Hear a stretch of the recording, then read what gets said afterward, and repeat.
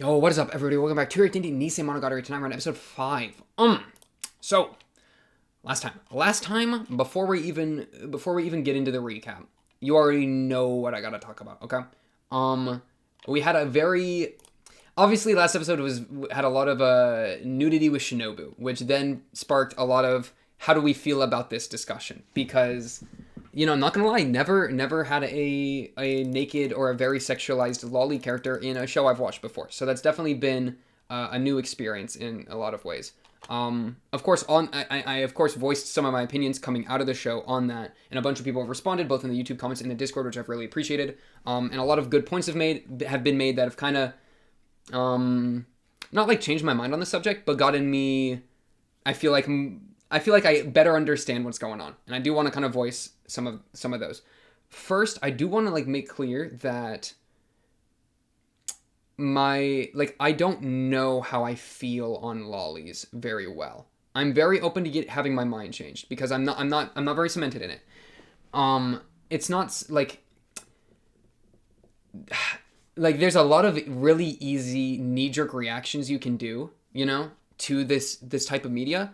Both in that, naked child's immediately bad, no matter the context, just destroy it, or whatever. There's a lot of really easy knee-jerk reactions to do, and I'm trying to suppress those and just instead voice my unsureness, and questions and worries, right? And those worries aren't me trying to do crazy five-head hypothetical questions or rhetorical questions to make you question your reality. No, it's literally I don't know how I feel on this. These are some worries I have. Let's talk about that. I don't have the answer. I'm open to having my mind changed. The take is forming. The take is forming. My debate position, we're still crystallizing it. We're still forming it. So with that in mind, let's actually talk about what some people are saying. So I got the comments up. There are a lot of really good points here. Where do I start? Fun fact, this is also the third time I've done this intro, because I keep having so much trouble trying to get it right. I'm trying to really say how I'm feeling about this. It's difficult to find the right words and difficult to find the right ways to describe this thing, because I've never really interacted with this kind of media in this kind of way before. But yeah, okay, let's talk about what some people are saying. So, why were they naked? This bit right here is something I really liked, on that effect, or on their nudity, and they're basically acting like an old married couple here with how secure they are in their nudity. True, I really, really like that, because, immediately I'm thinking to Hanakawa in Kizu 2 or 3 or whatever that was, right, where Hanakawa and Araragi were getting real freaky with it. With that entire thing, Araragi's saucing her up with his words, right? She's kind of playing a game of she doesn't want it to happen, but obviously she's totally into it, and there's all this it's super sexualized and super sensual, and it's really taking its time, and it feels like foreplay into a really sexual scene, because it totally is that's what's happening. Contrast all of that energy, all that crazy sexual, sensual energy, contrast that to what's going on in this, where it's literally just they're naked and they're chilling for the first half, and then the second half, she's, Shinobu's oh wow, you're checking out a little girl, how to, that's crazy to me, and then she kind of gets on him a little bit when she's trying to almost seduce him into killing her, or, bringing that back up. A completely different energy. The amount of sexualization is much lower. Because they're not having to play that game with each other, they're just chilling and they're being honest with each other, and that's what the entire scene's about, is them airing all the bad laundry and airing and figuring it out. And I just really like old married couple. That's such a perfect way to describe them. Also take into account the whole Shinobu's talking about how we're both, what if we're both immortal and we'll live together for the next 400, 500 years or whatnot, that emphasizes even more the whole how tied they are, and it almost feels like they've been together their entire lives or whatever. So yeah, old married couple, I really liked that, and that really made me more accepting. Not that I wasn't accepting it, but more accepting of the use of nudity, because I really like that. And then this one. People are always going to take 8-year-old anime characters the wrong way. Everything just sounds like your problem with society. I do want to like be clear. I love Shinobu. Shinobu's character is really good. Shinobu's relationship with Araragi is maybe not the, I won't say the best, but one of my favorite relationships in the show. End of Kizu was really, really good. Damaged goods, all these ideas. They have a really interesting like master-servant, almost like inverted relationship that I really, really like.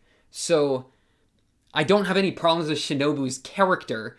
What I have worries about. I don't want to say problems. What I have worries and suspicion. Let's just stick with worries. What I have worries about is the use of Shinobu, who's as an 8-year-old girl, at least in what she looks like, right? In the body of an 8-year-old girl being sexualized. It's that very specific thing of a sexualized child character. Boom. And I do want to iterate, because she's not 5, she's over 500. Yeah, I know she's 500. She's a vampire. She's lived here forever. She looks like an 8-year-old. That's specifically the issue that I was having, and maybe still have. I don't know. We're figuring out. We're working through it. It's a process, you know? Minds can be changed. That's one of the beautiful things about the mind, right? Or, I mean, one of the beautiful things about the mind. Okay, this isn't poetry reading. Let's calm down a little bit. So, and then also, like, what's the wrong way or the right way to take this 8-year-old anime character? Because it's not just an 8-year-old, like, 8-year-old anime character. That I feel like that's generalizing too much what's happening. I mean, it's literally an 8-year-old looking anime character that is completely naked. We don't see, like, lower nudity, but we do see her chest completely bare. And also she's used to, like, she's trying to seduce, sexualize the main character a little bit, right? Like, I'm not going to pretend that this is like some crazy position for me to be in where I'm like kind of uncomfortable with that. I think this is pretty normal, that I think a lot of people would have some reservations, some worries about this, you know? I'm not super deep into crazy anime culture where this is just normal to me. Which a couple people were talking about, like, I've suffered from anime brain rot for a long time. So like I'm used to it. I can suspend my disbelief a lot more. Which is like super fair. You get used to it the more you do it. And I feel like I've gotten more used to it the more I've watched the show. It's just this process of getting used to it is something I'm trying to go through out loud, right? Because I mean, it's an interesting process at least, right? And then also, like, everything sounds like you're a problem with society. I don't know what problem with society I have. I mean, like, the societal norm, I don't think, is to have this type, like, this media isn't the societal norm, at least for, like, I live in America, right? The societal norm in America isn't media that's comfortable with naked children, or naked fictional children, obviously. Fictional, let me put fictional in there. Fictional naked child bodies. There we go, that's better. And if you're saying, like, the whole, like, everything sounds like your problem with the nudity, I mean, that's exactly what my problem is, and that doesn't, I think, like, lower it, or, like, make me not want to deal with it, or, like, I shouldn't deal with it because it's just a problem with society. Like, if I have a problem with society, then should I not voice that problem with society? Like, that's kind of the entire point of me talking, you know? Or at least in, like, when it comes to society. I don't know, like, I don't know. It's kind of like this. The best way to deal is not stressing about it, not stressing about it for, like, an entire hour.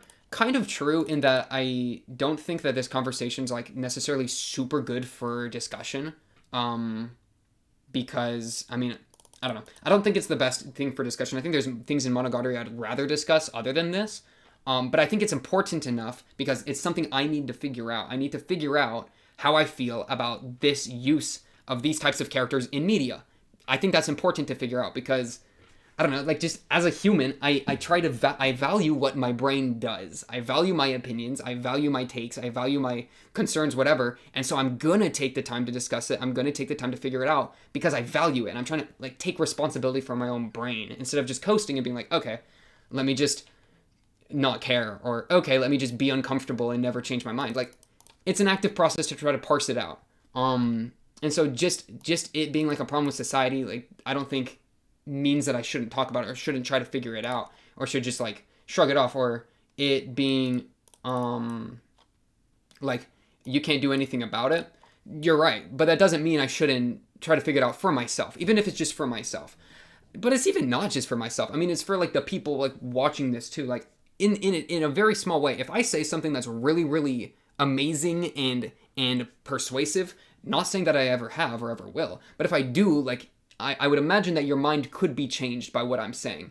So even if it's even more than just how it makes me feel, but it's also what argument or what positions am I trying to push out onto the people that are like watching this, which does give it more weight. And I'm not trying to like attack these two comments, because there are some like good points, and honestly, like I don't have anything against like people that disagree with me, or unless you disagree, unless you're like a dick or whatever. But not, and no one here is like, I feel like most people have been very, very like chill with it.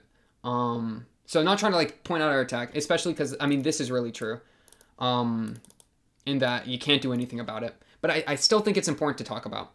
And that's especially why, and I think I say it here, that I'm trying to timestamp whenever this is going on, because I'm sure a lot of people don't want to hear this discussion, especially because I bet it can get pretty repetitive.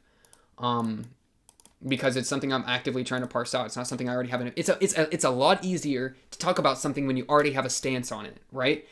When I don't have a stance on it and I keep trying to chug through it, I feel like it's a lot harder to voice, but it's kind of besides the point.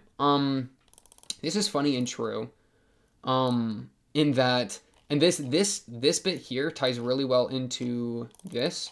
There you go. If you're trying to like pause and get a look at it, I'll go to it in a second.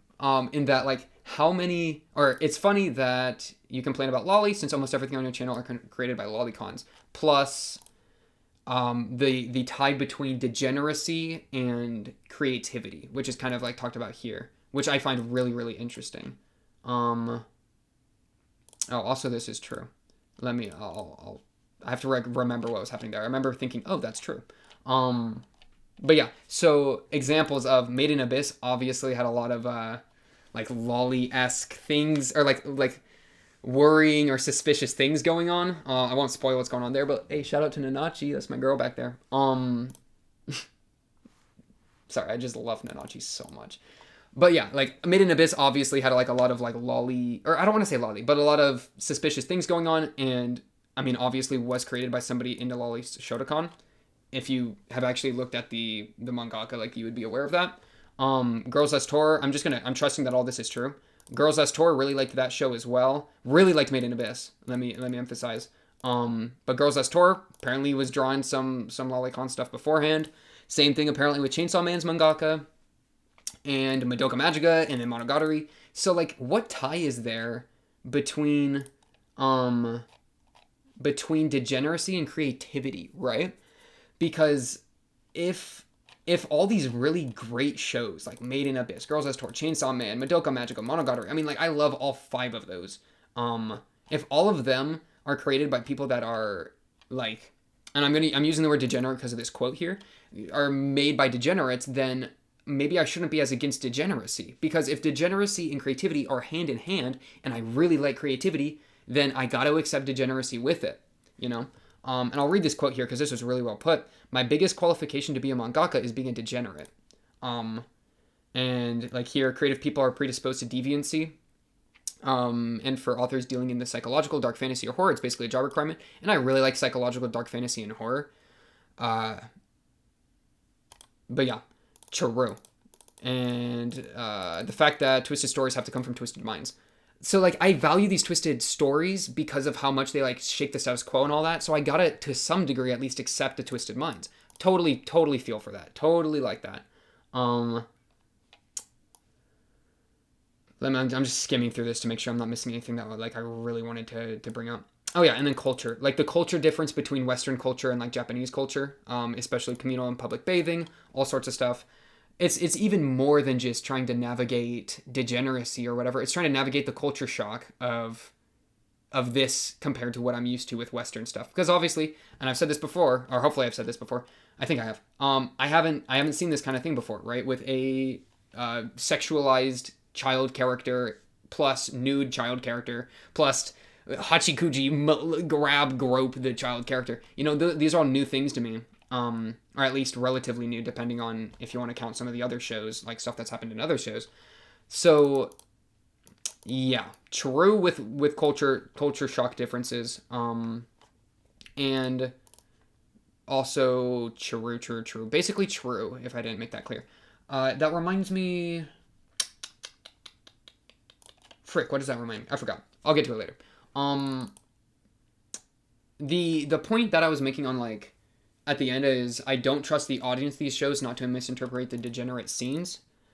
Um, there was also an interesting point of like what's the difference between the written form and then like the animated form, because obviously like the animated form I would kind of agree with what this is saying, where the animated form we're actually seeing like I don't know, Shinobu squeegeeing her feet on camera. Like if somebody's into that, like the animated form is going to be where they're going to get into that like a lot. Where the light novel stuff, like I could agree. I would tend to agree that the readers and the audience of the light novels are probably like less going into it as complete degenerate like smexy booba booba compared to maybe the scenes like the people going into the anime, because the anime obviously you get the actual stimulation of watching the scene. Like I think that's an interesting point to bring up. Um because like a lot of the questions are like, should this be okay in media? How do we feel about this? Blah blah blah. And that kind of targets the creator of Monogatari. But like if we're taking into account that it was written as like a light novel and then has translated over to this, maybe a lot of the things I'm critiquing, or not critiquing, but I have worries with, because I don't have a position, so I'm not able to critique effectively. But the things that I'm worried about and I'm questioning, like I shouldn't necessarily target towards the original creator of the light novels, because translation can change a lot of things. I think that's a really cool point, and I'm here for that. Ever since I saw your reaction to the lolly stuff, I've been waiting for this episode. That's just funny to me. And then this, and maybe when your parents walk into the room, true. That thumbnail, yeah, the thumbnail with me in the bath. Yikes. What else was I trying to say? Did I mention this? I think I talked about this. Just because I did. Just because I can't do anything about it doesn't mean I shouldn't like attempt to figure it out. It's important to figure things out. I think I try to hold responsibility for my brain. This was a cool point. I think this is on the link between like lolis or sexualized children in fiction into actual like real life like child sex whatever things, right? Where apparently, like, I'm not aware of any evidence out there that connects fictional lollies or sexualized minors in media to real life problems or crimes or anything.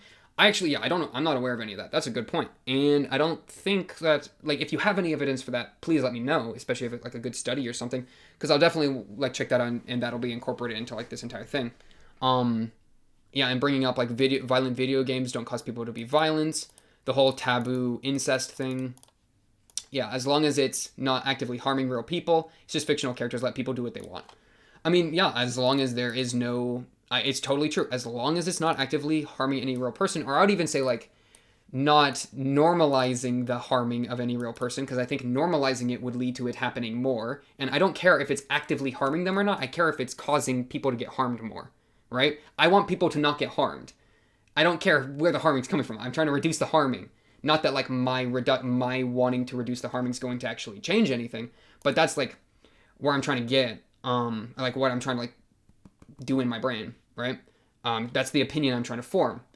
So as long as that's true, then yeah, you're completely right. Like they're just fictional characters. Like who cares? Let people fantasize or be into whatever they want. And so as long as there still is no like hard evidence or anything like that, then go for it. True. Basically true. I did talk about that. That was true. And yes, she is 500 plus. I am quite aware. I did watch Kizu. Cause yeah, I mean, even, hopefully it didn't come across that I'm complete, like, I tried to separate the whole lolly worry sexualization discussion from the actual, like, analyzing the scene. I tried to make that two different things, and I hopefully did that in the timestamp, like, decently. Because even if I have like all these worries or whatever, like I still love the show. I still love Shinobu.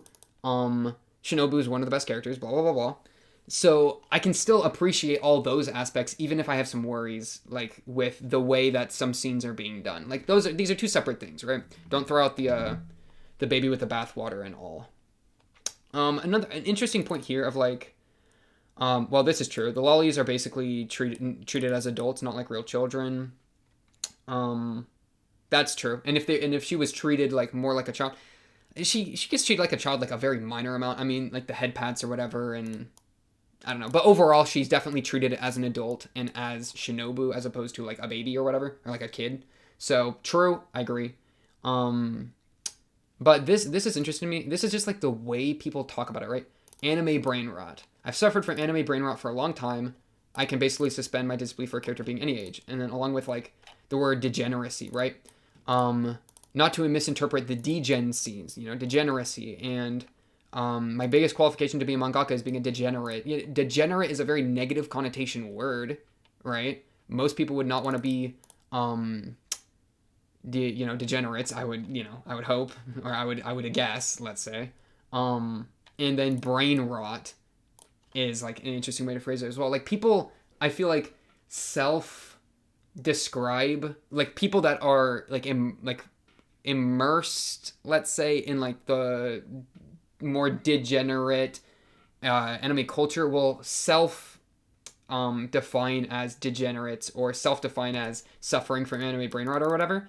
It's like if you're honestly like completely fine with it, then why are you calling it degeneracy or like anime brain rot? Like it almost like I'm not saying it's cognitive dissonance, but it's an interesting way that people frame like that people describe it if they're describing it as degeneracy, but they're still saying and I'm a degenerate. Like why would you want to call yourself a degenerate? Why wouldn't you want to instead like make it not seen as degeneracy anymore? Or is it like immersing in degeneracy has some value, or I don't know. That's just really interesting to me, and I got to think about that some more. Blah blah blah blah. Casual nudity. I'm sure we can survive. I mean, we can definitely survive. I'm gonna keep watching the show. Like, I'm not planning to stop watching the show because Shinobu's naked on my screen for 10 minutes. There's so much good stuff in the show that even if I hated all of this nudity stuff, I would still just suck it up, right? Because there's enough to be gained otherwise. So, what else was I trying to say? Old married couple, moment of privacy so they can think, like when you spend an hour in the shower thinking about your things. That's another good way to frame it. I like that a lot. Or like I'm reminded on the degeneracy point that the show itself even kind of pokes at it as like a degeneracy thing. And I think somebody said this either in Discord or in the comments. I don't remember. But like the show has him like in the bath with Shinobu, right? And then Shinobu at one point, or like kind of the end is like, oh wow, you're looking at a little girl's body, blah blah blah. She kind of like lightly teases Araragi on it, and then Tsukihi walks in and then sees Shinobu and Araragi in a bath together, and then comes back with a knife because she obviously isn't okay with that and is like, that's wrong. I need to stab someone. So the show itself is pointing at its own use of nudity or its own use of not even nudity, but its own use of Shinobu, like sexualized with Araragi, let's say, as a point of contention. It's saying another character saw this in the show and had a problem with it and drew a knife, right?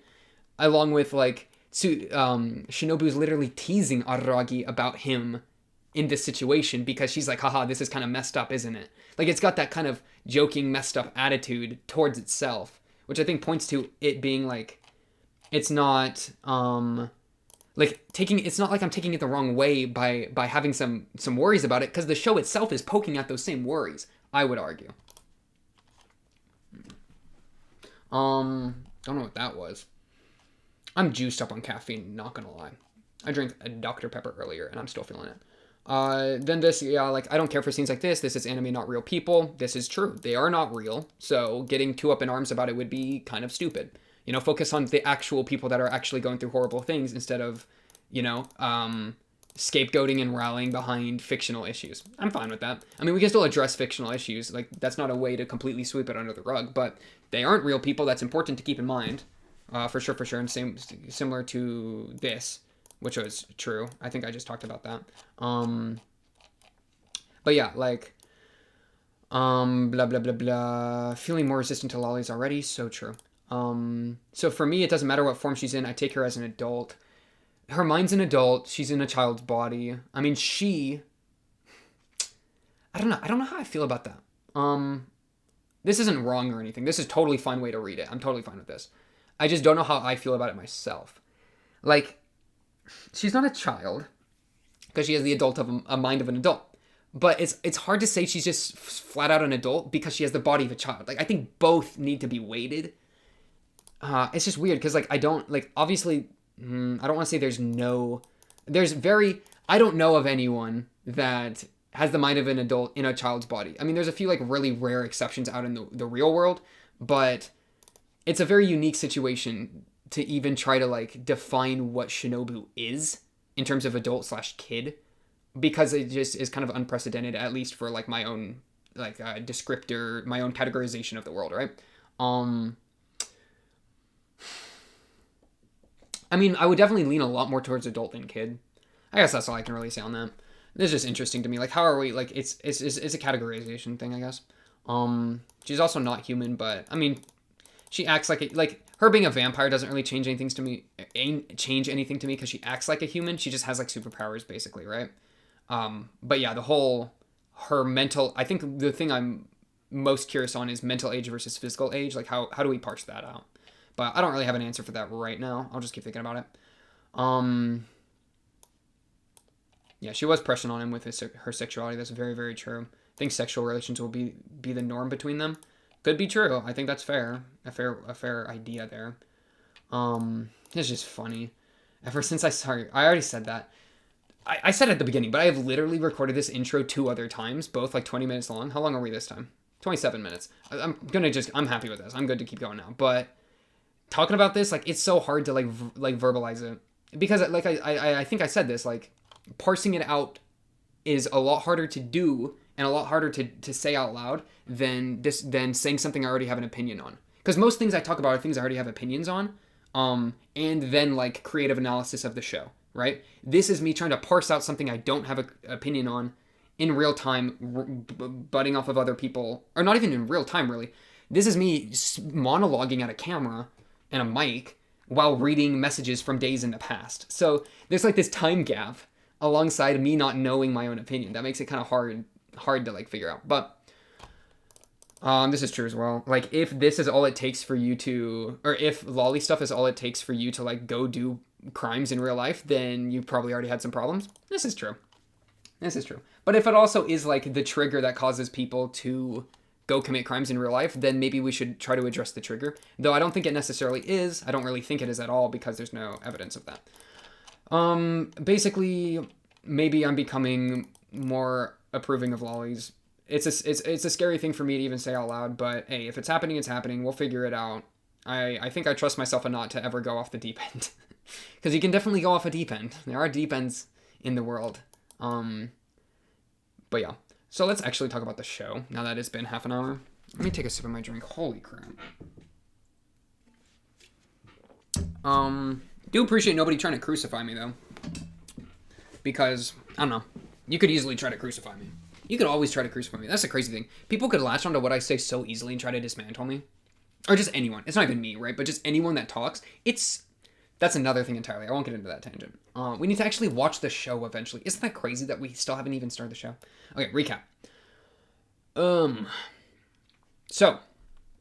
Oh yeah, a little bit of, like... Okay. A lot of things happened. Freaking Hanakawa's here. Hanakawa has been helping out the Fire Sisters with the whole spell thing, because the snake spell is a thing that's circulating the schools, the different, like, middle schools or whatnot. And so Hanakawa's been helping the Fire Sisters with that in the last month or so.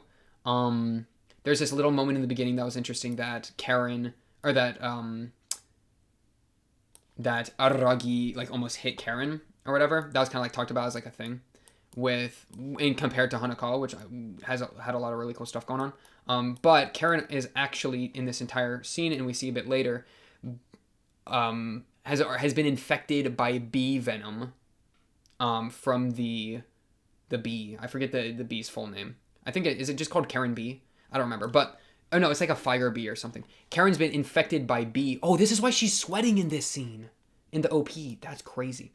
So she's basically dying. And the bee was put onto her by Kaiki Deishu. Kaiki is who we think it is. Oh wait, let me put my headphones on actually. She says right here. Oh, Karen said it was Kaiki. So yeah, it was Kaiki. Yeah. So Kaiki's the one that infected her with bee venom. Kaiki's a big. Who knows what's going on with Kaiki right now? But yeah. So that was all bad news, but we're figuring it out. I guess. Pog. Basically Pog. And then Araragi takes a bath. And that's where things get crazy, because Shinobu comes out and starts talking to him, which is the first time they've talked in a long time. And she kind of, she makes it clear that she's been watching everything that's happening, because she quotes like a previous interaction he had with Konburu, which is funny. And then Shinobu, they have their bathing scene where he like washes Shinobu's hair, as they start to talk about their past, because obviously they've had a lot of, like they haven't forgiven each other for what's happened. And there's a lot of really good stuff going on there. But, you know, Shinobu has resolved herself to not be sullen forever. She's trying to like make some progress in this. Repair the relationships, maybe a little bit of a weird way to phrase it, but to deal with it, to actually deal with it, you know? And it seems you'll never get this unless I tell you directly. You know, that's a quote from her. She's trying to tell him directly because she wants him to get this. Though she does mean that she also talks about the donuts here, right? Yeah, golden chocolate is my favorite. I think that means donut flavor. Sorry, that was random. But yeah, so they're washing away their bad energy a little bit at a time. Which I love. I love that they're talking again because I love their relationship. Shinobu spits some bars on the Wreath Fire Bee. That's the full name. Which had venom infected, stung Karen. And Shinobu, of course, heard this from Oshino. And, she has made it clear that while she could suck the juice out of the bee, she can't suck the juice out of the bite, or out of the sting. And Karen's dying. So that's bad news. What else? How do we reduce her symptoms? Can't eat her disease. Wait, what's this right here? Oh yeah, how do we deal with this?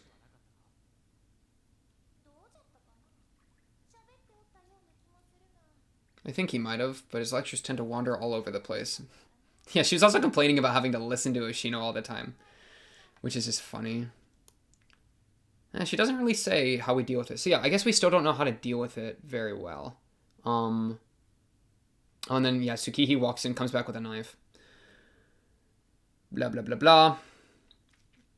And then Shinobu addresses the potential that they'll live for a long time together, and it'll just be the two of them, which is like their bond, you know, as like broken people. Relating back to Kizu, really good stuff.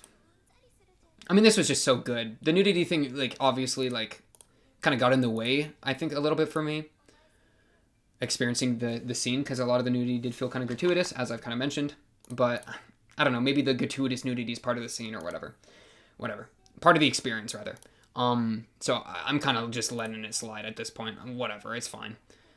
But man, like her trying to like sexually convince, like not sexually, seduce him into this into this way of thinking. So good. Just a little weird coming from an 8-year-old. Whatever, we're letting it slide. We're not talking about gone. Yeah, it says we're not forgiving each other. We're not discussing this. We're not killing each other. She says, I have no intention of getting along, and then, like, rests on his chest. Oh, it's so cute. I love them. Such a good relationship. But yeah, basically, I honestly don't even want to, like, recap. I feel good on this. My throat hurts. I want to watch the show. And you can't stop me, because I'm in the future. And by that, I mean I'm in the past. You're in the future. You have no control over me. So, let me take another sip from this, and we can actually watch the show. Isn't that crazy we actually get to watch the show? The last friggin' hour and a half I've been trying to do this intro has not been me watching the show, not gonna lie. But that's my own fault for being bad at talking. Okay. Stretch it out. Nisemonogatari. How are we gonna deal with this bee? How are we gonna save Karen? What's the spell happening? Snakes. 3, 2, 1. Bang. And will Shinobu be naked again? A good question.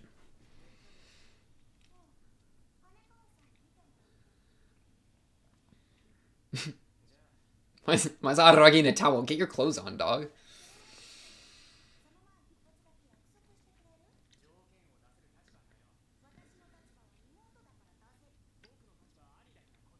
Mm.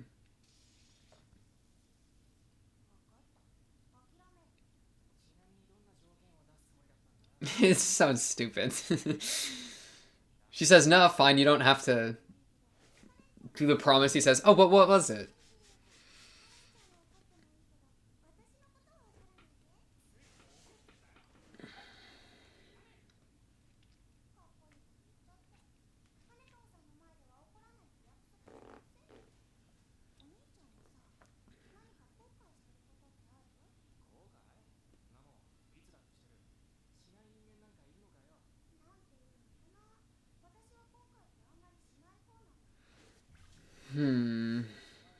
She's kind of aggressive. I can kind of see that. Not regretting things. I regret that I didn't regret something when I should have.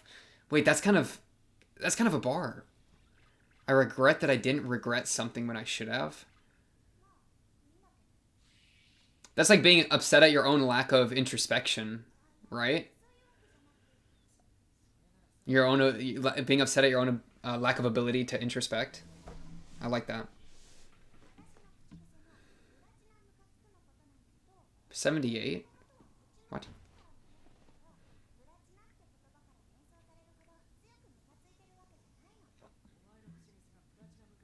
Yeah, me neither.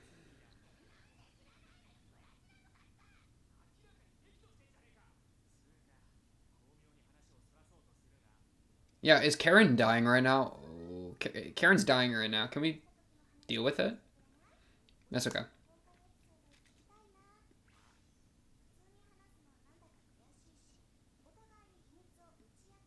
Ooh, an exchange?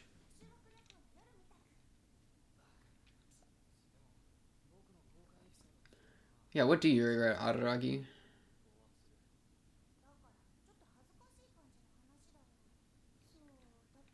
What about harassing Hachikuji? Do you regret that?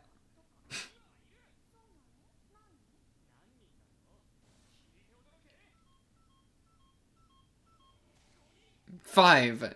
Wait, did he not include Shinobu? Or am I crazy? Where was that? 230? Okay. I'll have to check back who he counted as 5.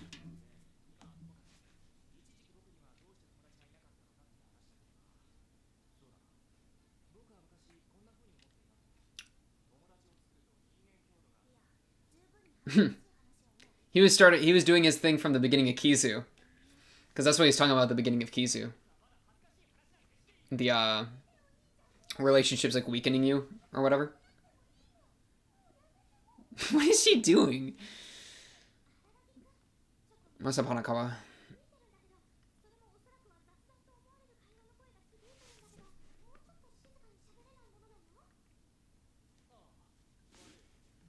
Okay. He's flashed her. Hanakawa, what do you think?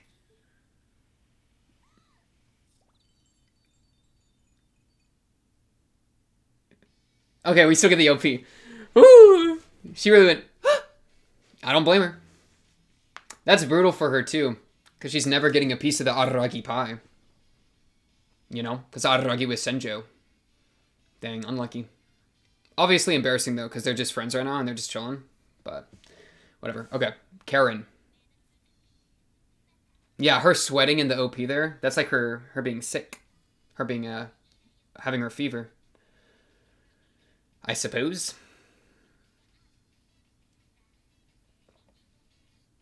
I wonder, like, how did they get Kaiki's name and she got stung? Like, I'm curious how that interaction went down.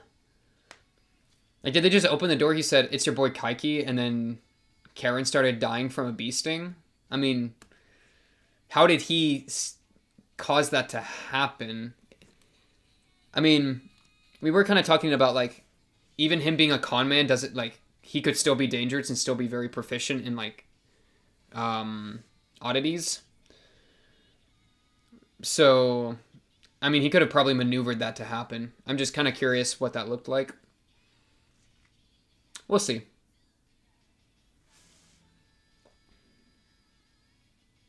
And also, how are we gonna cure her? We still don't know how to cure her. Hmm. Whoa. What is this? Is she talking to Kaiki right now? Oh, that's what she was doing. Ah, okay. Right when I ask for it. Ask and ye shall receive. Yeah, because she was off to go do justice, right? Okay. That's crazy, actually.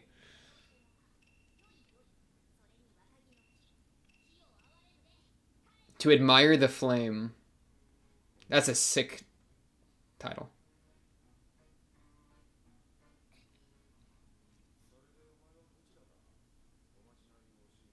Oh, is he the one spreading the snake spell? Maybe. Dang. Costs more to get it undone than to do it or to learn it.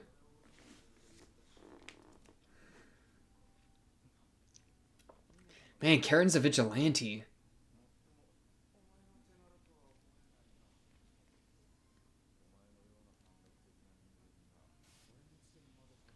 Mm. Tsukihi slash Hanakawa is the one that made it happen.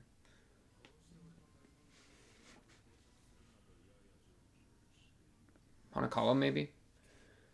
As a touch abnormal.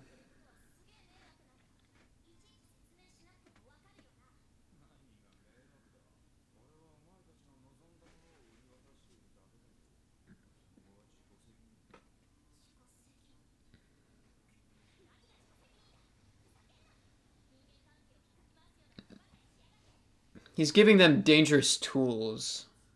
But yeah, he's not actually casting spells. That's fair.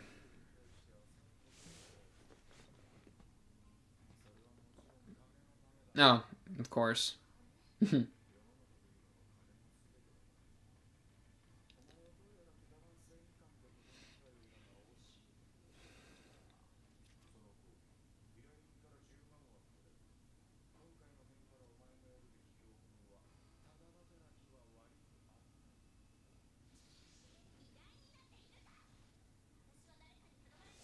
She's here because she wants to be here, and she wants to punch people.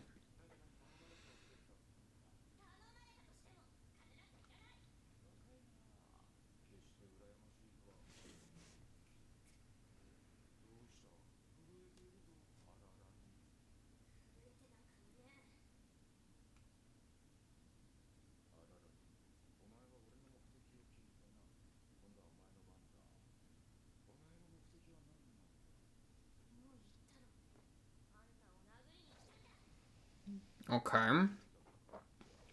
And kick. Yeah, and kick. Yeah, she's stopping your spell operation.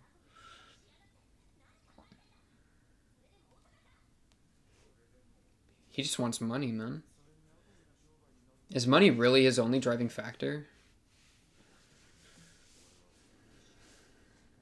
Because, I mean, Oshino, right? He kept saying he wanted money, but that wasn't really what he was after, right? He was just kind of saying that. So maybe this guy's got like a layer deeper, or he could contrast Oshino by not having a layer deeper. That could be interesting. Fastest would be to bring money. Giga Chad.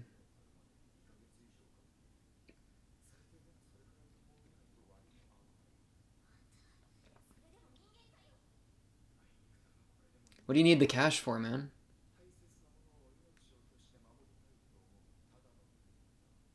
Hmm. I'll fill my bank account with evil ones.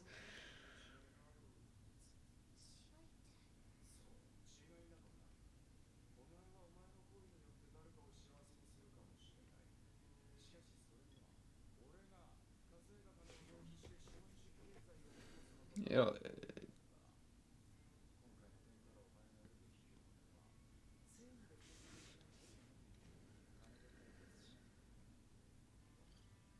Okay, man really believes in his money.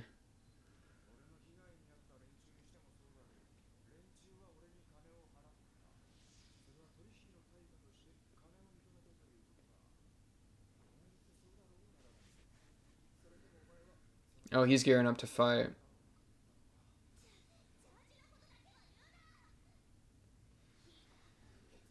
Okay, Karen.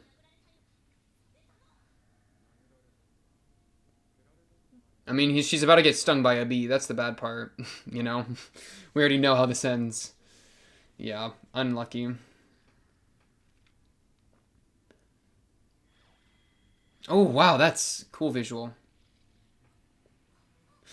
Oh, I hate bees. I hate bees so much. Wait, he just poked her. Oh, ow. Oh, poor Karen.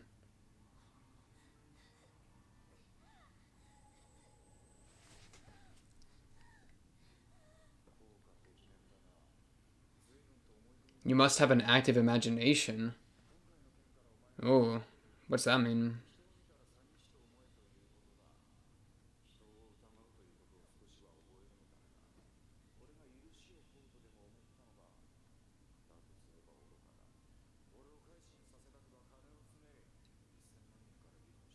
$100,000 million? 10 million? Okay, calm down. Something bad. Okay. Oh, will you cure her for money? He's mugging her.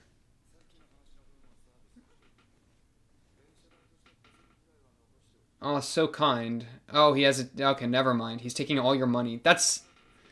He literally stung a child with an oddity and then robbed her. Wait, this guy's a dick. Okay, I'm sick of this guy. In the meantime, I'll make my escape.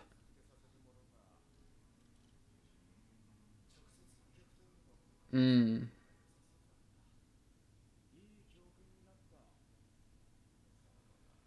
Okay. Man wants that money, though. Not gonna lie. It's about where I'm at.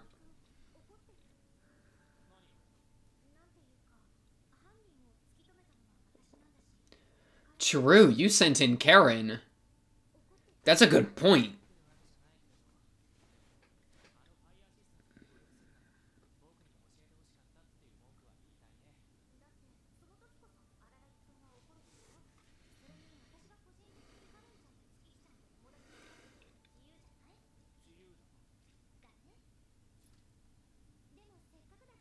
Wait, we just skipped over the whole nudity, him dropping his towel. That's funny. Oh, what is this ticket for? The dub. It's worth its weight in gold. Oh wait, paper's like, if you use it, I'll hate you forever. Then it's useless. Okay, that's funny.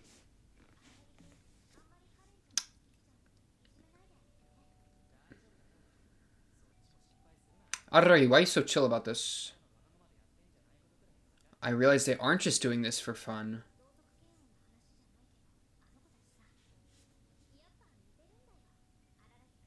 Aw. Yeah, this is true. I could say that.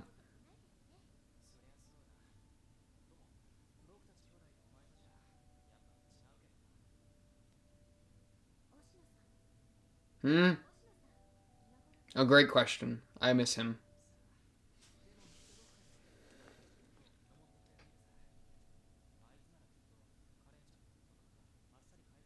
He'll probably just fix whatever's wrong with Karen. Oh, it is?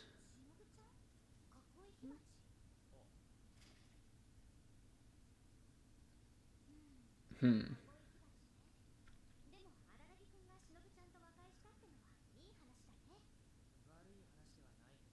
Yeah, she... Okay, yeah, yeah. She knew about all that.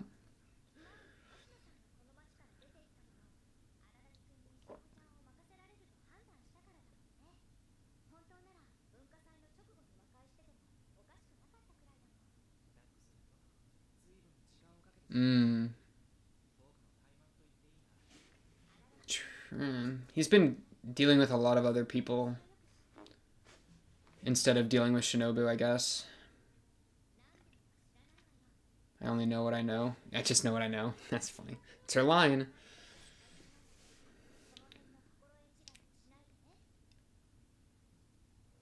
Is that projecting her own relationship onto him at all? Or like her own relationship with Araragi onto his relationship with Shinobu?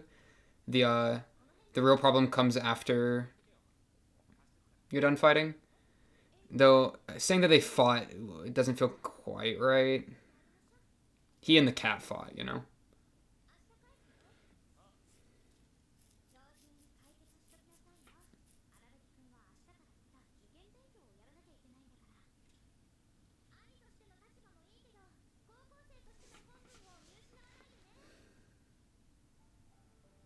Hmm.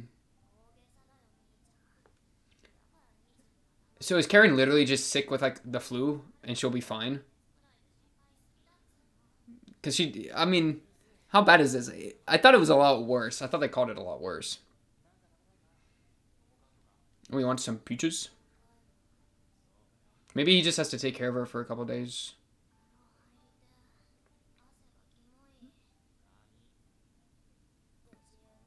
Yeah, break apart the ponytail. Oh, the egg pin. I love the egg pin. I need an egg pin. She literally just folds.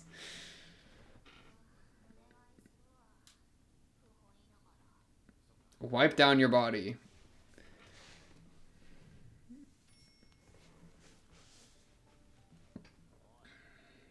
Yeah, she did not make any progress. She's tired. Yeah. You know, I'm so... What is this show about to do to me?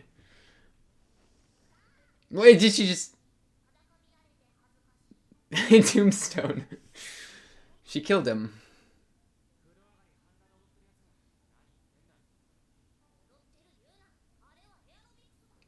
Aerobics.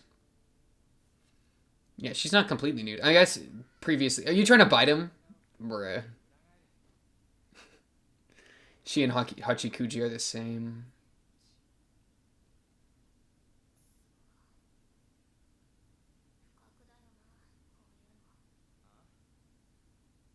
Now she's being more honest that she has less clothes on her.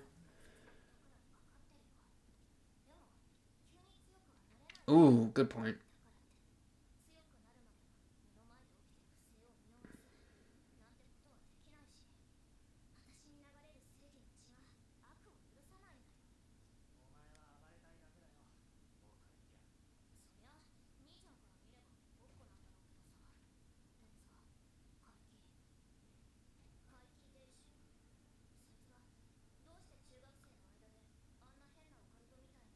Money. Because he's a con man. Middle schoolers don't have a lot of money, though, do they? That's such a random way to get money, not gonna lie. Maybe it's a rich area.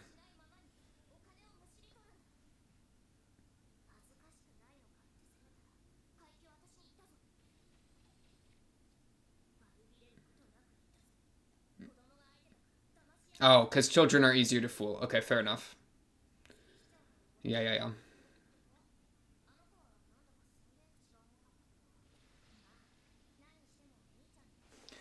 Ooh, this is getting intense.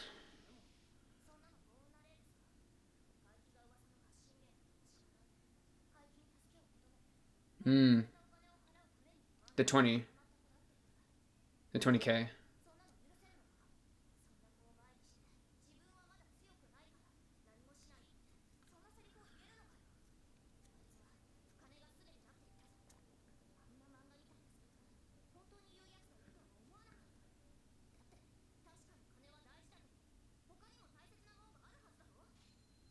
Love. You purchasing love. Oh, that's funny.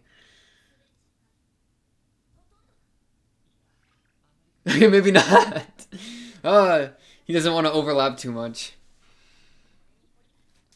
Oh, that's funny. Okay.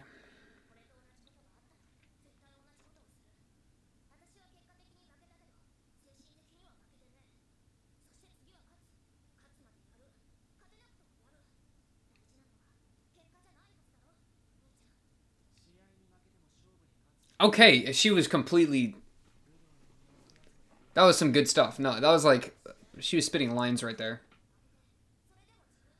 But if you don't lose to yourself, it isn't a loss. Good stuff. I like that. But don't get yourself killed. Ooh. There are some fights you can't win, kind of thing. Wait, that's kind of interesting. No, thank you. Not even half Hanakawa's size. Giga Chad. She is the real thing.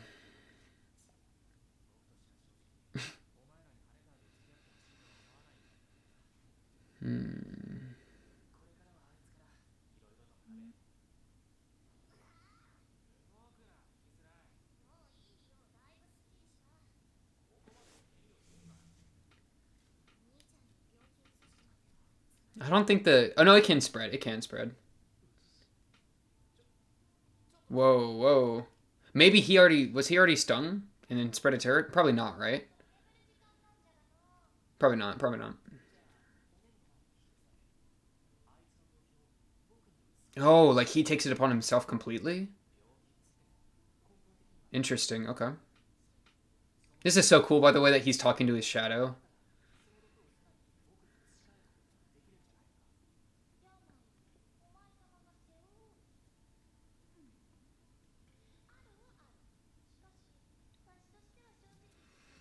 He's still gonna do it, because that's what Araragi does.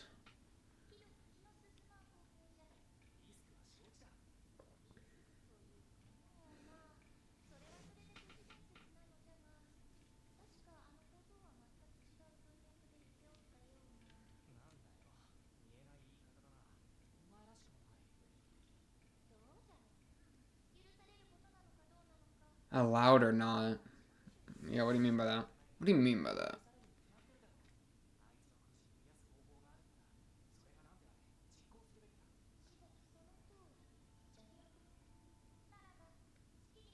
His shadow grows.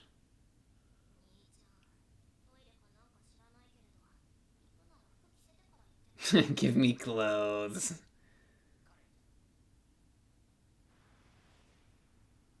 Give me.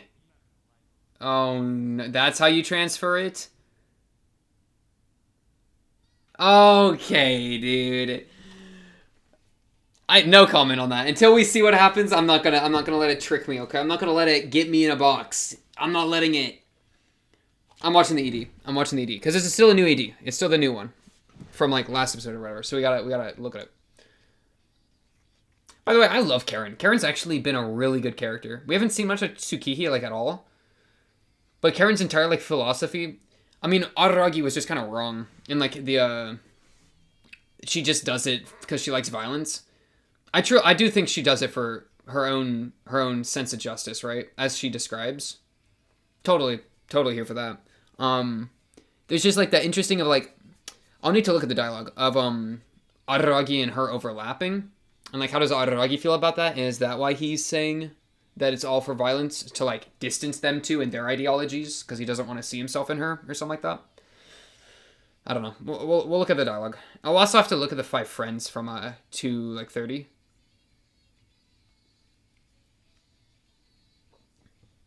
It's a good song too. I almost just tried to sing it, bro. That would have been so bad.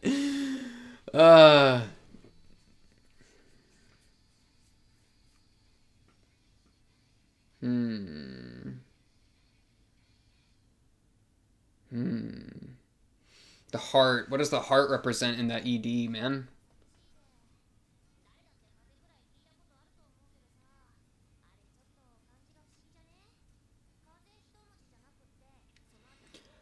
What are you talking about?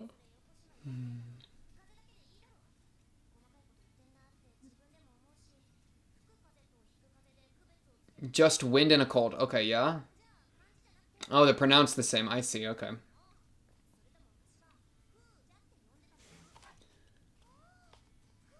Oh, Fujai. Sure. Wait, I'll shave off one eyebrow and get myself psyched up. Why is she shaving an eyebrow? Summer cold and summer wind also sound the same. Not in my language, sadly. Okay. 230. Who are his 5 friends? That's an easy one we can hit real quick. He counts them here. Hanakawa. Kanbaru. Hachikuji. Sengoku. Senjugahara. We're missing. We're missing. We're including Senjugahara, and we're cutting out Shinobu. Wait, am I forgetting? I'm not forgetting any characters, right? Because we got Shinobu, and then we had Senjugahara. I'm doing like chronologically oddities. Shinobu, Hanakawa with the cat, Senjugahara, Hachikuji, then Kombaru, Sengoku, and then back to the cat, right? So 6. I think we had 6. So yeah, all except Shinobu. What is it? What does he think his relationship with Shinobu is, if not friends? Because yeah, friends would be maybe a weird word to use, I guess, because they're kind of going through their thing right now. So I guess I won't slam that too hard. And then she's like, "Oh, 5? That's so lonely." Why does their environment change that much here? Does it change back on the next shot? Wait, what? It changes back. What? What? Oh, look at this. Don't even... Look. He's like, oh, she's like, how many friends do you have? He lists some. And then look at the environment here. What is this? It's like a game show. It's like have you ever seen like at the end of a reality TV show, they'll have like the reunion episode and they'll have all the people and then they'll talk about the show? That's what this looks like. I have no idea what that's supposed to be. Okay, cool. Anyways. Okay, OP, all good. Yeah, so Karen, okay, I gotta go to episode 4. Oh, geez, here we go. I need to know what happens to with the key, or with the bee. Type of infectious disease. The disease starts with a fever so high that it renders its victim unable to move, where we're currently at, proceeding until their death. Okay, confirmed it does go to their death. Or at least it did when it was done previously. Okay, I'm just gonna assume that this will eventually kill her if we don't deal with it, right? Though I kind of feel like this guy wouldn't just kill Karen. Like is this bee really a death bee, or is this like you get a massive fever and are down, not my problem anymore kind of fee? You know, like, because when it was described as a low-level monster after the whole hundreds of people died thing, I feel like there's a bit of a gap there. Because yeah, right here. From what Shinobu said, the Wreathfire bee is a very low-level monster. Dude, Shinobu told you that hundreds of people died, right? Am I smoking? This is one of the stories he told me, the Wreathfire bee. It dates back to the 14th or 15th century. A bunch of people died, right? Yeah. No known cause, hundreds of people died. A fever until your death. Low-level monster? I don't think so. I don't see where the connection is. So maybe this version of it is low level or something, and he somehow has that idea, or Aragi's smoking. I don't know what.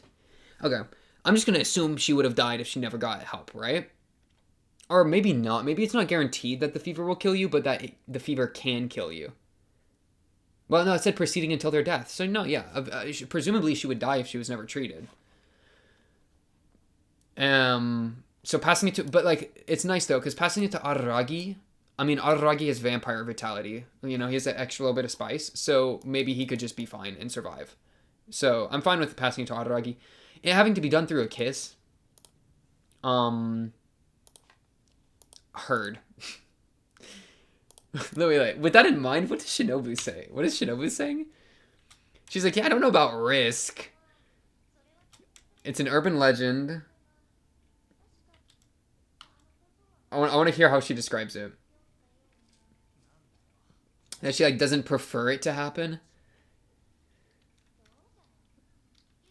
Whether it's something that could be allowed or not, like allowed to kiss his sister, yeah, because she could be like allowed like in a societal way or whatever, you know, or like not societal, but like in a what's like permissible by society, let's say. And she's like, you know what? I'm going to tell you how it is. It's up to you. And then Araragi, without skipping a beat, is like, I'm going to kiss you. So I can take the thing. Though, take the sickness. Though it's not, like, when he does this, I don't even think he's trying to be creepy with it. I mean, he might try to be creepy with it when we actually see it happen, assuming that they kiss. But, like, This look in his eyes, this is the Araragi, I need to help people alleviate suffering look. I don't think this is the Araragi trying to get freaky with it, trying to like take advantage of a situation to like, you know, have any sexual things happen, like kind of the hachikuji molesting stuff or whatever. Not that he's like taking advantage of a situation there, but well, he's whatever. I think he's not doing the kiss thing as like an excuse to kiss his sister. I think he's actually just trying to help her. So, I don't know. I'm just not even going to cross that bridge until we get there, which is going to be next episode, I'm assuming. Because, like, what if she just headbutts him and then, like, scampers away? Like, I don't even know. Wow, some of this stuff was crazy. Some of the, look at this. New song artist. It's like there's a B, like, radio or something. But, yeah, so, oh, wow, look at all this, these different definitions of words. And they're all translated for me. Kaitetsu, iron lump, iron ore. You know the crazy thing? Tetsu, I'm aware is iron only because of like Tetsu from My Hero Academia. Isn't that crazy? Tetsu. My Hero Academia. Would you expect My Hero to be brought up into Monogatari? Probably not. I wouldn't expect that either. Okay. What is this guy's deal? Why do you want money? And why do you say... So he says like anything can be solved with money. I disagree, but I can understand the sentiment because money's really, really OP. It's like I understand why he would want money, and he doesn't have a good track record with Senju Gahara. So like I'm okay to just believe that he doesn't have any like he just wants money for money's sake or for some. Well, he says to protect the things he wants, right? Maybe that was a little hint. Let's see if we can find a little hint. He says like to protect the things I want or whatever.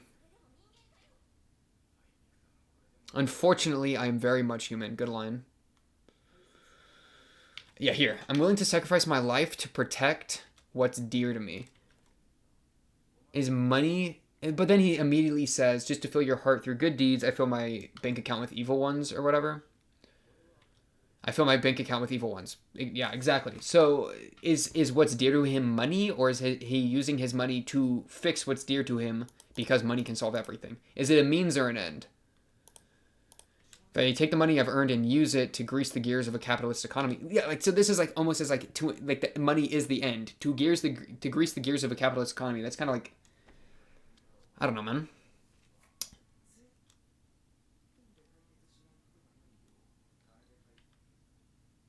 Every problem can also be solved with money.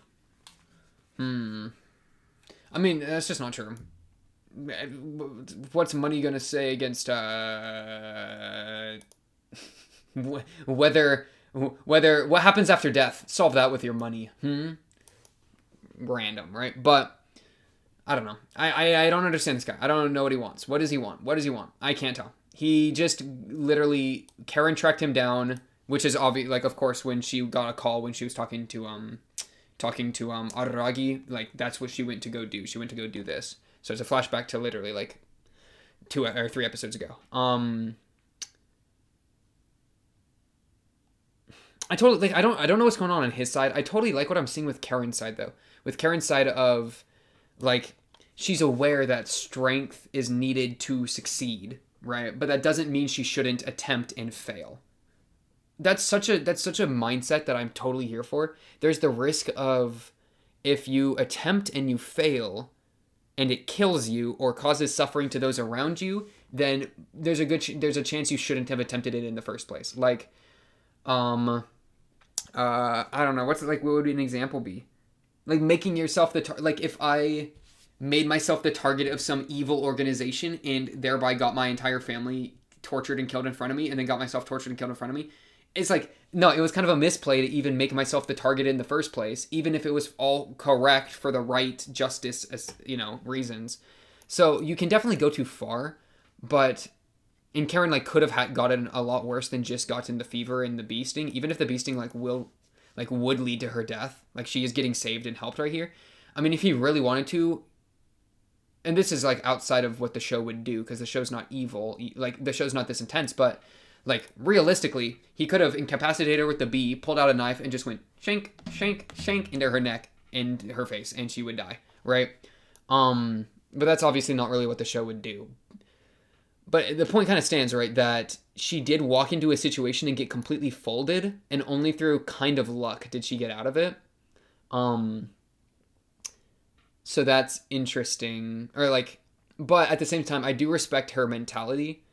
It's just, man, if it brings suffering to the people around you, then that's when it becomes a problem. Because as much as you're allowed to risk your own life in doing whatever you want. Like I'm perfectly fine with people risking their own lives for whatever. But if risking your life also risks your family life, then it's like, well, there goes a lot of your easy moral high ground. Because now, you know, like if you want to sacrifice your life to do what you think is right, then go for it. That's pretty admirable. But sacrificing other people's lives to do what you think is right, that's when it starts to get really freaky. That's when it starts to get scary.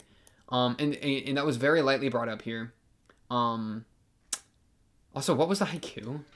My brother has. Oh, it's probably not a haiku for English. My brother has seen me completely in the nude. My brother. No, my brother. Shut up. How embarrassing, Karen. Though, I guess maybe previously they had seen each other in the nude, but she didn't even go nude. She just got the freaking her like sweat drenched pants and jacket, you know, uh, taken off. It is funny that she immediately tried to bride him. Okay, no, there's important dialogue here. Stop getting distracted. Stop getting distracted. Right here. Where they overlap, where they were overlapping. Because the overlap, him being worried about their ideologies overlapping, could explain why he immediately jumped to, oh, she's doing it because she likes beating people up. Because that would be him trying to distance their ideologies. But why? Why doesn't he want to be like his sister? Why does he look down on her, you know? Just because she's not strong? She wants to be strong, though, you know?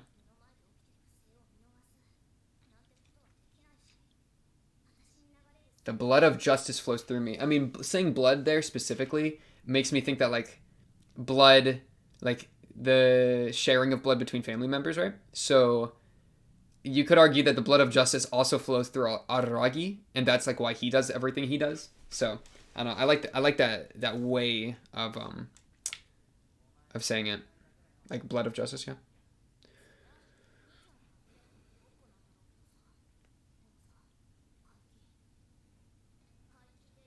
You know, interesting thing. This by the way, I'll make this really short.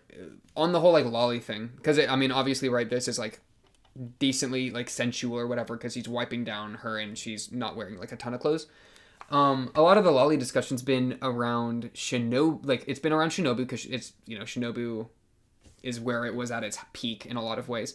And one thing is that Shinobu is actually 500 years old or whatever in her brain, but her body's an 8-year-old. This is straight up like a 12 or like a 14-year-old or whatever, right? She's 14 age, 14 mentality. Same with Sengoku, same with Tsukihi, though Tsukihi hasn't really been sexualized much. I mean, very, very minor amounts, just with Araragi's like gaze, but I don't even have anything more to add, but the show does it with kids that are kids a little bit, not nearly as much that that was really going crazy, but they definitely do it with, kids, like kids, as opposed to adult brain, kid body, right? I was also gonna say Hachikuji, but Hachikuji is like a weird spot where she died when she was a kid, and then has been a spirit for like years afterwards, so it's a lot less clear to say whether she has the mind of an adult or a kid, because she's a very wise kid, or she's like an adult. Right? I don't know. That Hachikuji's kind of hard to say. Because obviously she has the body of a child as well. So, I don't know. Just something interesting. 3, 2, 1, bang. Money. He was doing it for money. I feel like we're missing something on him, but I don't know what. He spread hatred. Is he... For what's dear to him? I don't know what's dear to him. Because it could be money.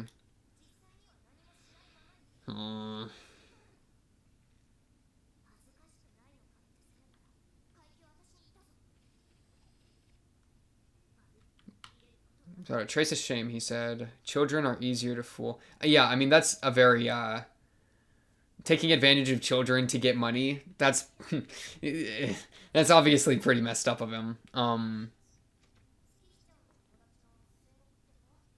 Though, like, maybe there's some, like, really... This is copium, by the way. This is complete Hail Mary. But like maybe deep down he's trying to like show kids the pains of the world so they get used to the ruthless capitalism way the world works early instead of whatever, you know? Because what if he instead made the snake removal price like 100,000 yen instead of 10,000 or 20,000?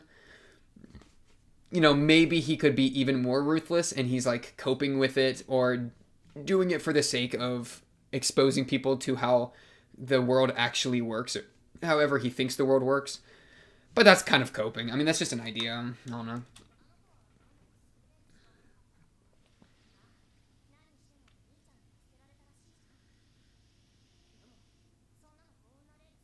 Mm.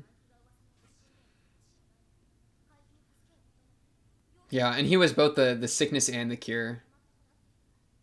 Wait, so I'm a little confused on that. Wait, Clink.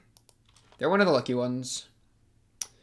Some kids went to him for help, not knowing he was the source. Yeah. This part. And when they tried to get their money, oh, when they realized he was the source, they tried to get their money back, and he said it would be shoplifting. Yeah, he's got like a monopoly on it. And I mentioned this very briefly, but I do want to reiterate that like you could maybe even say that her like getting less clothes or like her getting her clothes removed is why she's able to be so like is correlated with her being so honest to Araragi, you know? Because they've done that with nudity, so maybe like removing the clothes is removing those barriers she has that stopped her from expressing this effectively to Araragi or something. You could totally do that read, which I would approve of. Aren't there other things that matter too? And then he remembers the Hachikuji thing. I kind of want to reread some of the Hachikuji this scene that they referenced, the Hachikuji love scene.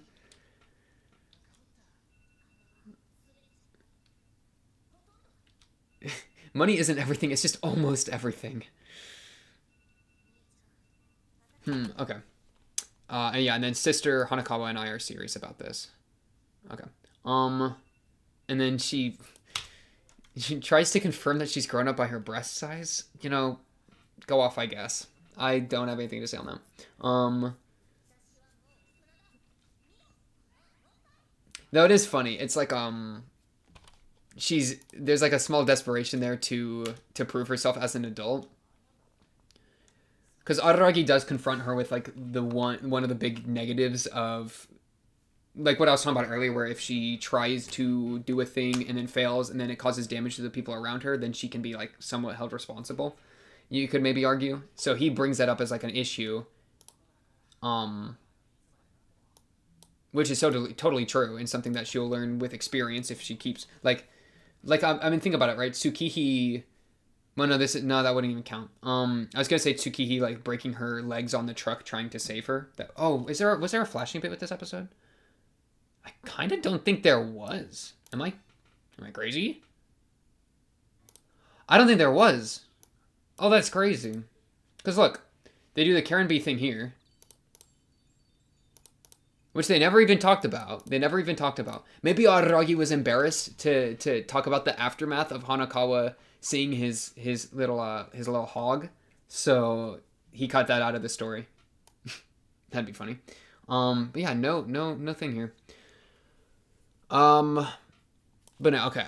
Screw whatever I was talking about. I wanna see what Hachikuji was saying on the price of love, because now we've got more context. Yeah, right here. Okay, Hachikuji, what you got for me? Okay, wait. What are they talking about? Context? I looked unhappy.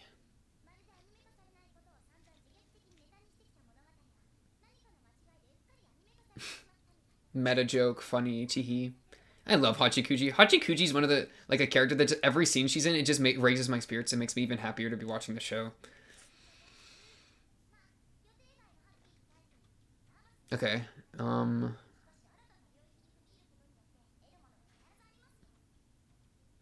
Okay, yeah. Whenever you enter a new arena, there's something to be gained. Like what? And she boils it down to money. She says, in a word, that cash.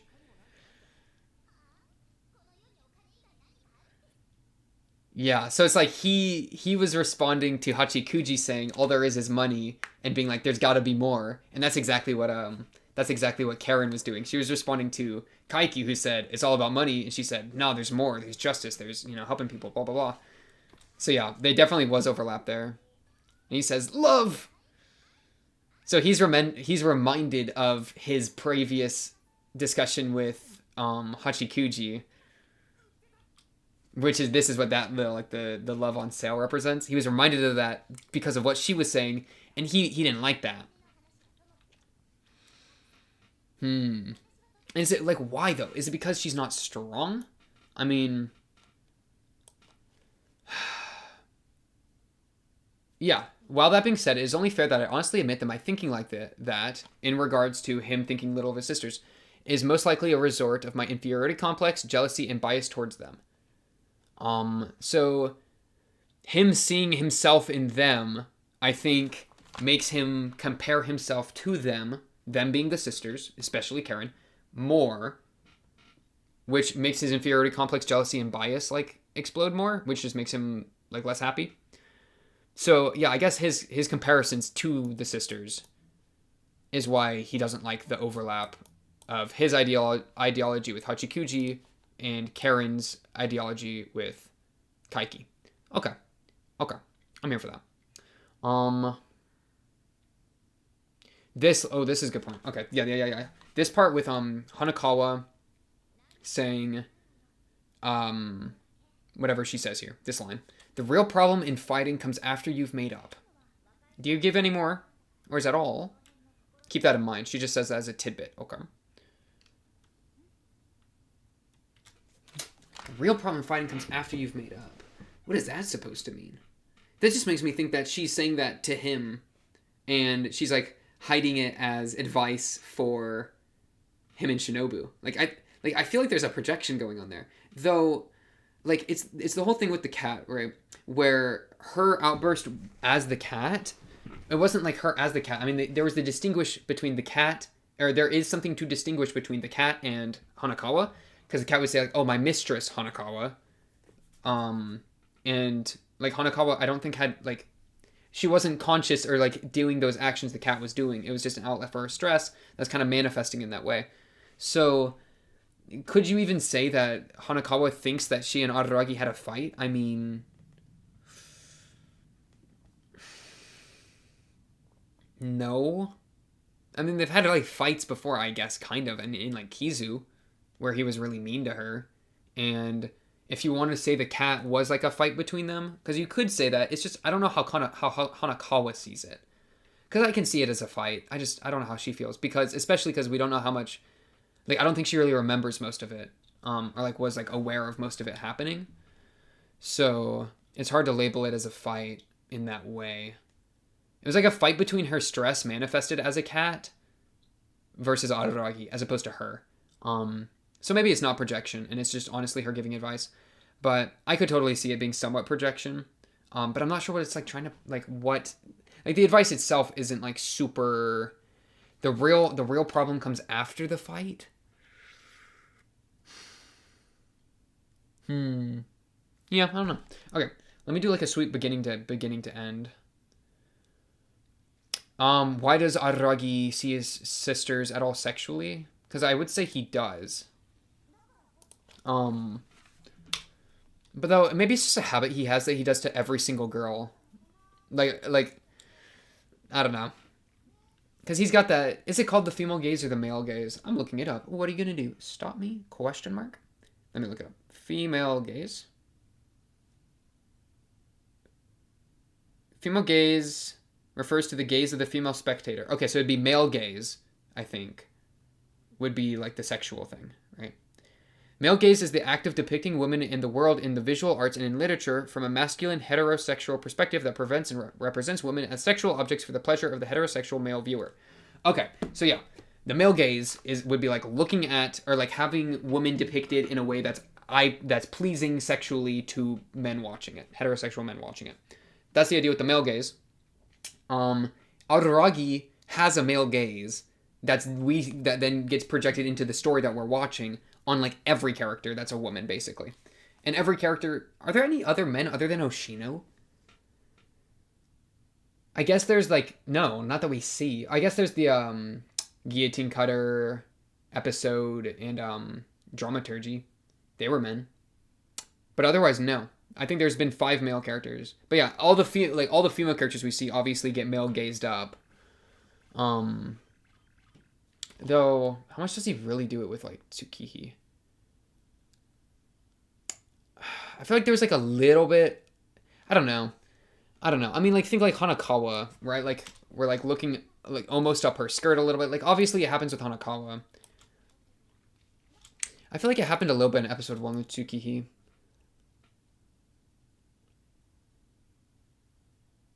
I'm just trying to get a shot of Tsukihi that's obviously sexual to confirm that he does it with his sisters, even if they're in like a more normal context. I mean, this is like, is this male gaze? I mean, kind of. I guess it's not super strong on his sisters.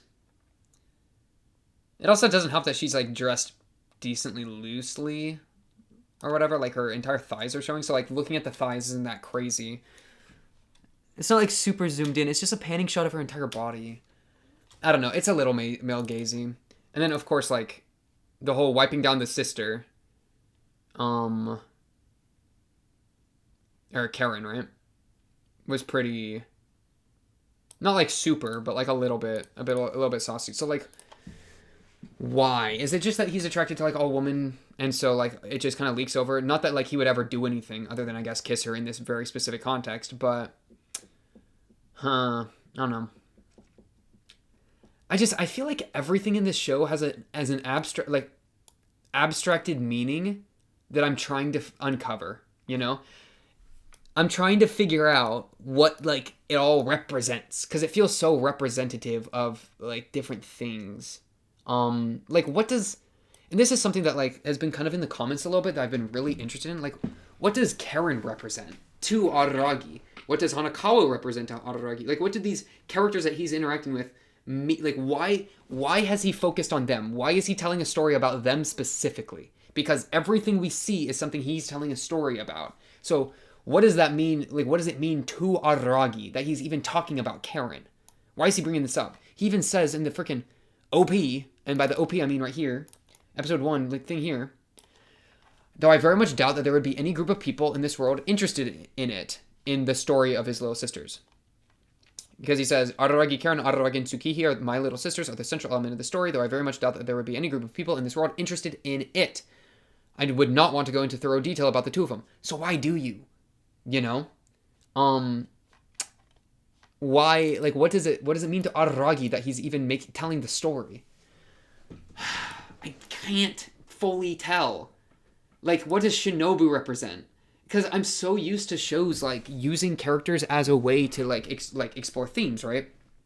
You have a character acting certain ways, going through certain situations, or not even, you have characters in situations being themselves to explore themes, explore ideas, and have cool plot points or cool fights or whatever. Like, the character's used as a tool that you immerse into to get yourself in, like, you know, that's what it does. But, like, I feel like the style of the show where it's all, like, Araragi telling stories is, like, the characters are, like, a tool to Araragi for Araragi's story.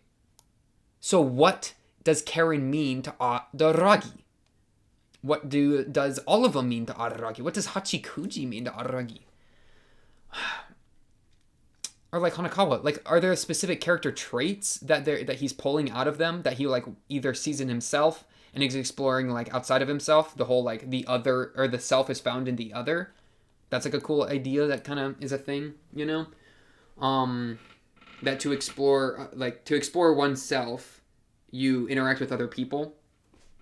So is this like Araragi exploring himself through telling stories of these other people? So like, is he seeing their character traits in him? Is Karen representative of his sense of justice that he has, like, he's worried about how he lacks strength?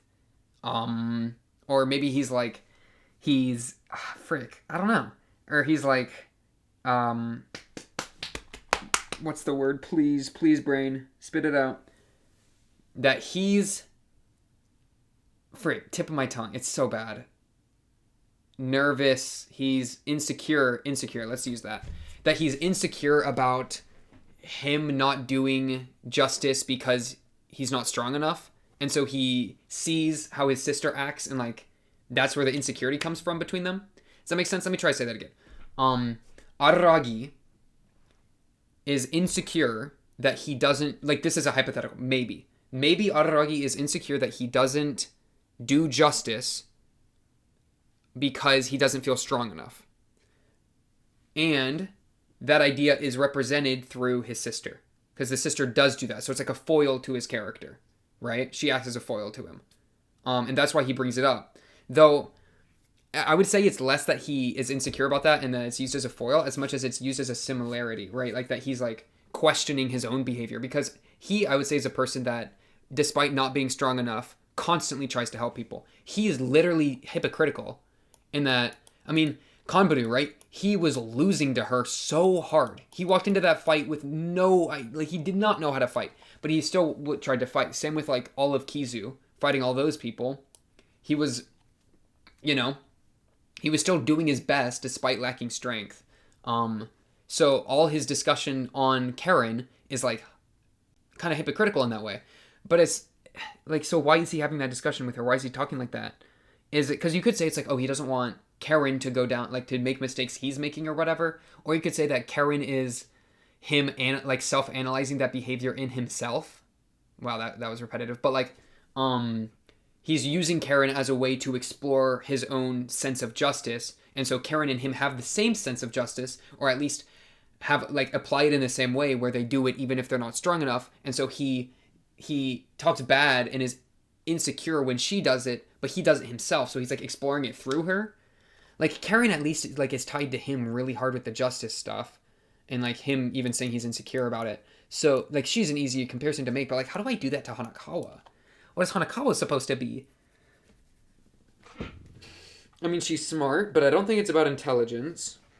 She's able to find the right answer. She knows things. Those don't really jump out to me. That was a really weak slam. It's late at night. I'm not trying to freaking earthquake my house. Or like, okay, Hachikuji. What does Hachikuji represent? I don't know. I don't know, dude. Sengoku? Senjogahara? Frick, I just can't know. But I feel like there's something there for all of them. And I think it's so juicy. And I don't want to have to like watch a video essay to find out. I want to find it out myself. I want to be able to go through that process myself and uncover it. And it'll be cathartic and wonderful and deep. And it'll be amazing. But my brain is just not putting it together. And it's such a sad feeling, man. Because I wish it would. I wish it would just pog. And I wish it would just give me the juice, you know? But it wouldn't be valuable if I didn't have to work for it, right?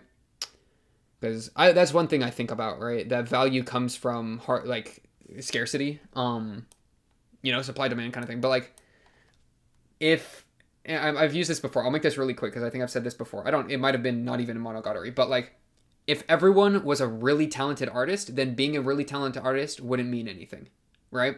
If everyone's super, no one is. It's the Incredibles idea, you know? If everyone is able, and I don't want to use that example. No, I'll tell you what the example was, and then I can say why I didn't want to use it. I was going to say if everybody is able to give good commentary, then giving good commentary isn't something that's like valuable anymore because everyone can do it. But I didn't want to say that because I don't want to claim that I give good commentary because I don't want to I don't want to be like egotistical or anything. That's what was going on there. But yeah, point being, scarcity gives value. I forgot why I started talking about that, which is an example of me not giving good commentary. But that's okay, because it's a process, right? We're getting better at it. Every day, every episode even. It's crazy. Yeah, okay. Where I'm at, I want to know more about Kaiki. What's going to happen next? He's going to kiss the sister maybe and try to get the poison over to him. But we still need to figure out how to cure the poison. Maybe he won't even get the kiss off because I could see them interrupting it and not letting it happen. But even if it's on Araragi, then he's just going to get worse and worse until he dies unless his vampire vitality beats it out. So I'm still curious how we're gonna deal with that. I mean, maybe we just go to Kaiki and beat him up and say, "Yo, what's the cure?" But we know we're not gonna go beat up Kaiki. That's a bit too blunt and brute forced. I feel like for this show, we don't know it for sure, but um, this show's crazy. I actually love this show. Despite all my complaints, it's one thing I'm trying to do. I'm trying to get better at complaining because um I'm gonna end the episode with this. I see every time I watch something, I try to see it in a specific way. I try to see it as somebody loves this show with all their heart. To at least one person out there, they love this thing so much that they care enough about it to listen to random people online talk about it. And that's like beautiful to me. That means that I love that. And so it's so hard for me sometimes to talk negatively about the show because it's like I don't want to like take a dump on something that someone loves. I want to for that person that loves the show, I want to be the person that they get to re-experience it with, see it in a different light, explore new themes, yada freaking yada, just talk about it with and go through the show's process and relive it and all that good stuff, you know? I don't want to be the guy that just dumps on it and they're like, wow, you just took a dump on my favorite show. That sucks. And then they like they don't watch anything and I just like made their day worse. So, but that like, so I'm so like, that makes me really apprehensive to critique shows and complain about shows. Because what I could do is all the worries about like the lolly stuff, because obviously that's the thing I've complained about the most. All the worries about the lolly stuff, like I almost cut all of that out of the last episode. Like I literally like the 20 minutes or whatever, I almost just went snip, snip, paste. No one would have been able to know, right? Because it's like, do I really want to talk about this? And I instead of doing that, because I wanted to keep the video as pure to like the actual experience as I could, which included the worries about the lolly stuff. So I kept that all in. Instead of doing the cut, I instead timestamped it so people could skip it if they don't want to hear me like dump on lollies for like 10 minutes, right? But it's like, I think it's also important to discuss what you think the show did wrong or what you don't like, right? Because if I only compliment the show, then how much do my compliments even mean anymore? You know? Like if I don't know. It kind of, I don't know, man. It's still something I'm trying to figure out. Like how much I should like dump on stuff. Because I'm not going to lie, I'm somebody that can dump on things a lot. Like I dump on, maybe I should stop using the word dump. I'm somebody that can judge things a lot. Like I'm decently judgmental, I would say, like in my personality. But I keep a lot of it in because I don't want to like make things worse or like make people sad or whatever. But with with what I'm doing here, it's like my job's kind of to talk about the show, so maybe I should bring in some more of the negative stuff.